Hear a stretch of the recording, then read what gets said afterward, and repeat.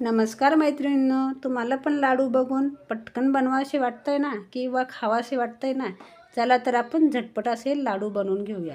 तर त्यासाठी मी इथं घेतलं आहे बेसन पीठ आणि बेसन पिठासोबतच आपण घेतली इथं साखर. कारण लाडू बनवायची म्हटल्यावर आपल्याला साखर तर हवीच. तर साखर मी इथं मोजून घेतली आहे. 700 ग्राम साखर घेतली आहे आणि 500 ग्राम बेसन पीठ घेतली आहे. आपल्याला हवं असलं जास्त गोड तर आपण आणखी साखर यामध्ये ॲड करू शकतो. तर त्यासाठी आपण इथं घेतलं एक ताट आणि ताटामध्ये घालून घेऊया बेसन. तर बेसन ताटामध्ये घालून घेतल्यानंतर आपल्याला यामध्ये कुठलंही मोहन घालण्याची गरज नाही. तसेही लाडू केले तरी खूप छान होता. तर यामध्ये आपण थोडं थोडं पाणी ॲड करून घ्यायचं आणि व्यवस्थित असं इथं पीठ आपल्याला मऊसूत असं भिजून घ्यायचं आहे. जास्त कडक आपल्याला इथं पीठ भिजवायचं नाही किंवा जास्त पातळ पण नाही करायचं. थोडं थोडं पाणी ॲड करून मस्त असं आपल्याला इथं पीठ भिजून घ्यायचं आहे. तर छान असं मी तर पीठ भिजवून घेतलं आहे आणि आता यावरती थोडंसं तेल घालून आपल्याला याचे छोटे छोटे असे गोळे तोडून घ्यायचे. तर लिंबाच्या आकारासारखे आपल्याला इथं गोळे तोडून घ्यायचे. आपल्याला त्याच्या पुऱ्या बनवून घ्यायच्या आहे किंवा तुम्ही मोठाल्यापणे सोबत चपाती बनवून त्याच्या छोटे छोटे पुऱ्या बनवून घेऊ शकता. तर मी ते छोटे छोटे गोल गोल उंडे तोडून घेतले आणि आता आपण बनवून घेऊया याच्या पुऱ्या. आता हे साईडला ठेवून घेऊया आणि पोळपाट आणि बेलणं घेऊया.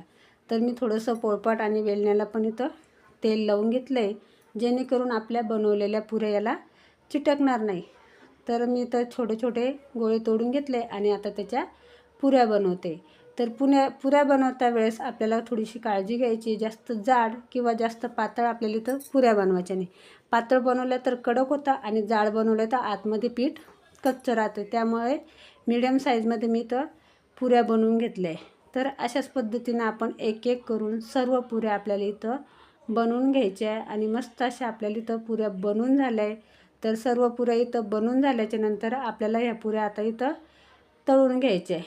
कुठल्याही आकाराचा कसलाही आल्या तरी काही अडचण नाही. तर मी तर गॅसवरती कढई ठेवून घेतली आहे आणि तेल छान असं कडकडीत गरम झालं की त्यामध्ये आपल्याला एक एक पुरी घालून घ्यायची आहे आणि पुऱ्या पण आपल्याला छान तळून घ्यायच्या आहे. कुठल्याही पुऱ्या कच्च्या वगैरे राहिल्या तर आपल्या पिठाचा थोडासा वास येतो. त्यामुळे पुऱ्या मस्त लालसर रंगाच्या होईपर्यंत मी तर तळून घेते आणि एक पुरी काढली की एक पुरी आपण तेलामध्ये घालून घ्यायची. तर तुम्ही बघताय सर्वत्र मी तर खमंग अशी तर पुरी तळून घेतली आहे, जेणेकरून दोन्ही साईडला पुऱ्यांचा व्यवस्थित लालसर रंग होईपर्यंत पुऱ्या आपल्याला तळून घ्यायच्या आहे. तर अशाच पद्धतीने मी तर संपूर्ण पुऱ्या आपल्या तळून घेतल्या आहे. आता या पुऱ्यांचा आपल्याला बनवायचा आहे चुरमा. तर सर्व पुऱ्या आपल्याला इथं एक एक करून चुरून घ्यायचे आहे. तुमच्याकडे जर मिक्सरचं भांडं नसेल तर तुम्हाला इथं हातावरती चुरून एकदम बारीक रवाळ असं दाणेदार होईल असं आपल्याला लाडूच्या पद्धतीने बनवून घ्यायचं आहे.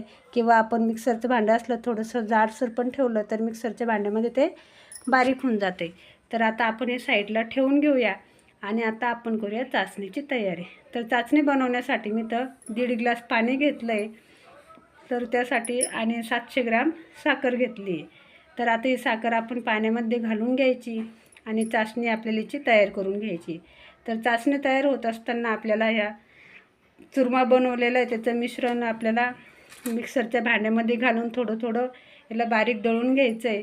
तर मी थोडंसं घालून घेतलं आहे, जास्तीचं घातलं नाही कारण मिक्सर आपलं खराब होऊ शकतं. तर थोडं थोडं दळून घ्यायचं आणि तुम्ही बघा व्हिडिओमध्ये दाखवल्याप्रमाणे एकदम दाणेदार, जास्त जाड किंवा जास्त बारीक पण आपल्याला हे मिश्रण तयार करून नाही घ्यायचं आहे. म्हणजे असे दाणेदार केलं रवाळ थोडंसं की लाडू एकदम छान येतं दाणेदार. तर अशाच पद्धतीनं आपल्याला हे सर्व मिश्रण मिक्सरच्या भांड्यात घालून दळून घ्यायचं आहे आणि त्यानंतर आपल्याला थोडंसं चाचणीकडे पण लक्ष देणं आहे. अधूनमधून चाचणी हलवत राहावी, नाहीतर चाचणी आपली जळून जाईल. तर अशाच पद्धतीनं मी तर सर्व हे मिश्रण काढून घेते आणि साईडला ठेवून घेते आणि त्यानंतर आपण बघूया चाचणीकडे. तर चाचणी आपली तर घट्ट अशी होऊ लागली, आणखी आपली चाचणी तयार झाली नाही. तर यामध्ये आपण थोडासा फूड कलर घालून घ्यायचा. बेसन पीठ माझं घरचं असल्यामुळं रंग थोडासा पांढरा होता, त्यामुळे मी थोडा इथं फूड कलर घालून घेतला आहे. आणि आता चाचणी चेक करून बघते तर एक तारी आपली इथं चाचणी तयार झाली आहे. पण आपल्याला ही चाचणी नाही पाहिजे. तर आपली चाचणीचा इथं जेव्हा गोळा तयार होईल एक गोळी, तेव्हा आपण गॅस बंद करायचा. तोपर्यंत गॅस इथं चालूच ठेवायचा आहे. तर तर हळूहळू आपली तर चाचणी तयार होते आहे. तर तुम्ही बघता एक गोळी तयार होते आहे, पण आणखी घट्ट अशी ती गोळी तयार झाली नाही, त्यामुळे माझा गॅस आणखी चालूच आहे.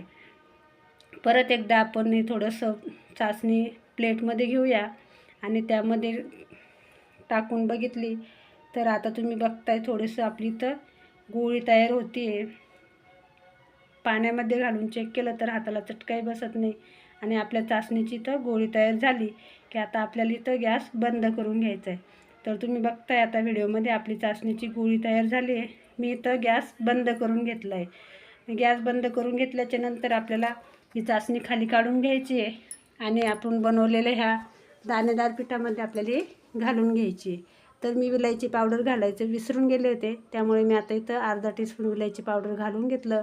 आता चाचणी आपल्या दाणेदार रव्यामध्ये घालून घ्यायची, व्यवस्थित अशी संपूर्ण चाचणी घालून घ्यायची आणि हे मिश्रण चमच्याच्या साहाय्याने व्यवस्थित असं मिक्स करून घ्यायचं. तुम्हाला जर वाटत असलं चाचणी जास्तीची झाली तरी काही अडचण नाही, जास्त वेळ ठेवायचं आणि थोडं थंड झाल्याच्या नंतर हे लाडू बनवायला लागायचं. ते जे डाळीचं पीठ असतं ते चाचणी व्यवस्थित अशी सोचून घेतं. आता आपण याला 1 ते 2 मिनटं असंच ठेवून घेऊया. थोडंसं पातळ वाटतं आहे तर आता तुम्ही बघा खूप दाणेदार असं आपलं हे पीठ आणि सुट्टं झालं आहे. आता याला व्यवस्थित फोडून घ्यायचं आणि हाताने पण व्यवस्थित फोडल्याच्या नंतरच याचा लाडू तयार करायचा, नाहीतर लाडूमध्ये गाठी तयार होतील. मस्त असं आपलं इथं लाडू हातावरती वळता येतं आहे. तुम्ही बघताय दाबून दाबून आपण इथं लाडू तयार करून घ्यायचा आणि गोल आकार येण्यासाठी हातावरती फिरून घ्यायचा. मस्त दाणेदार असं आपले इथं लाडू तयार झाले. एक एक करून अशाच पद्धतीनं आपण इथं सर्व लाडू तयार करून घेणार आहोत. प्रोसेस थोडी जास्त आहे पण लाडू खायलाही खूप टेस्टी लागतात. तर मी एक एक इथं लाडू तयार करून घेतले. तर मैत्रिणींनो, तुम्ही पण एक वेळेस ही रेसिपी नक्की ट्राय करा आणि तुम्हाला आवडले असेल तर मला कमेंट करा, व्हिडिओला लाईक करा, शेअर करा आणि ज्यांनी माझ्या चॅनलला आणखी सबस्क्राईब केलं नसेल त्यांनी सबस्क्राईब करा आणि अशाच पद्धतीनं नवीन नवीन रेसिपी बघण्यासाठी बेल आयकनला प्रेस करा.